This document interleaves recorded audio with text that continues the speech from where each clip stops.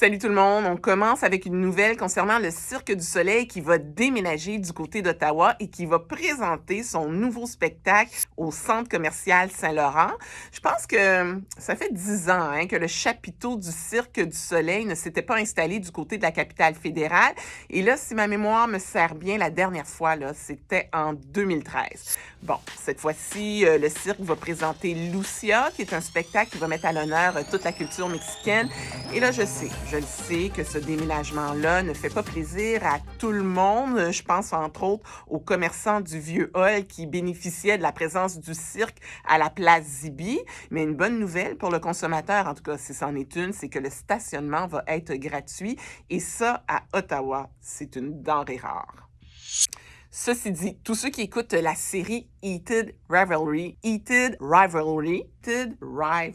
excusez mon anglais, Heated Rivalry, savent à quel point cette série-là est rendue populaire. Eh bien, la folie s'est emparée des sénateurs d'Ottawa. C'est ça, Maud? Vous en avez sûrement entendu parler. C'est une série télé canadienne qui raconte l'histoire de deux joueurs de hockey qui sont des adversaires sur la glace, mais des amoureux en secret. C'est rendu un phénomène mondial, puis les sénateurs d'Ottawa s'en sont rendus compte. Ils viennent de lancer des chandails avec le nom des personnages de la série. Shane Hollander, Ilya Rosenov. Les profits seront remis à Ottawa Pride Hockey. C'est une ligue de hockey récréative qui se veut inclusive pour les personnes LGBTQ+.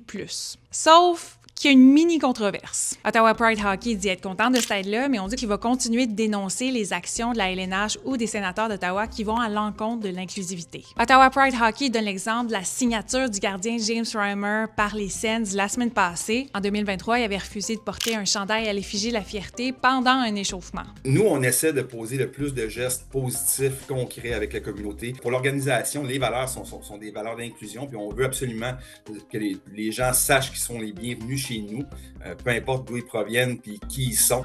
Et en terminant, même s'il y a eu une vague de démissions à la CAQ et quelques claquements de porte quand même assez remarquables, les 4 députés caquistes de la région d'Outaouais, eux, en voient pas de problème. Ils n'ont vraiment pas l'intention de s'en aller nulle part, à part se présenter aux prochaines élections qui vont avoir lieu plus tard cette année. Tant mieux pour eux.